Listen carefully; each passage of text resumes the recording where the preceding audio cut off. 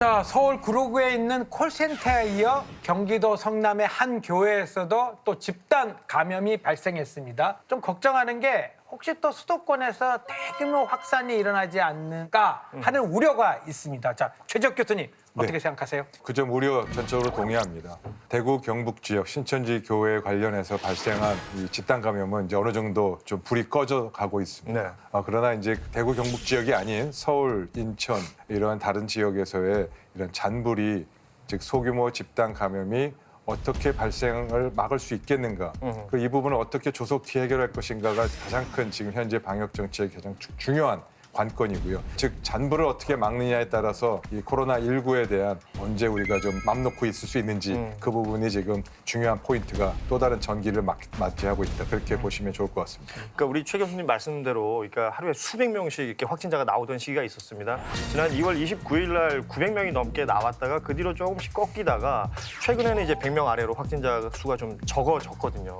백순영 교수님은 어떻게 보고 계신가요? 이게 정점을 지났다, 좀 안정기다, 혹은 아직은 안심할 수 없다. 숫자는 적지만 서울 수도권에서 나오는 환자들이 이게 만만치 않고 또 이게 거의 감염원을 모르는 상황이기 때문에 이 지역사회 확산, 특히 산발적으로 일어나는 집단 발생, 또 여기서 퍼져나가는 여러 가지 2, 3차 감염들, 최근에는 교회를 중심으로 하는 이 교회의 여러 가지 예배들 또는 소모임 같은 것들, 거기서 시작해서 PC방이라든지 이런 데서 2차, 3차 감염이 일어나면서 더 퍼지는 이것들을 얼마나 과연 잘 찾아가면서 잘 잡을 수 있는지 그것이 지금은 관건인 것으로 보입니다. 또 걱정되는 것 중 하나가 콜센터 확진자분들이 또 대중교통을 다 이용하셨다는 건데요.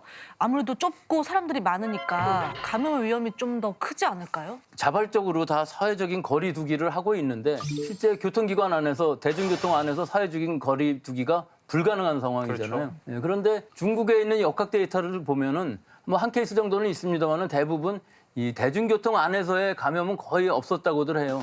왜 그런 것인지 뭐 그 이유까지는 잘 모르겠지만 우리나라 지금 상황을 보면 또 그 어느 정도 설명은 될 수 있는 부분들이 있는 것이 우리가 얼마 전까지만 해도 모든 사람들이 다 마스크 쓰고 다니지 않았었거든요. 그렇죠. 일반적으로 환자로 확진되신 분들도 콜센터 안에서는 마스크를 안 쓰고 계셨지만 밖에 나오면은 바로 마스크를 다 쓰셨기 때문에 일단 마스크라는 장벽이 하나 있었다는 것. 그다음에 두 번째로는 실제로 감염이 되라고 그러면 바이러스가 어느 정도 존재를 해야 되는데 역사라든지 전동차라든지 버스라든지 모든 데에 살균을 굉장히 지금 엄격하게 하고 있다는 점.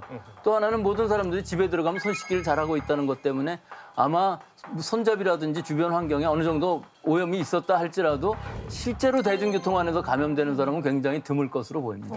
네, 지금 말씀을 뒷받침할 조사가 있었는데요.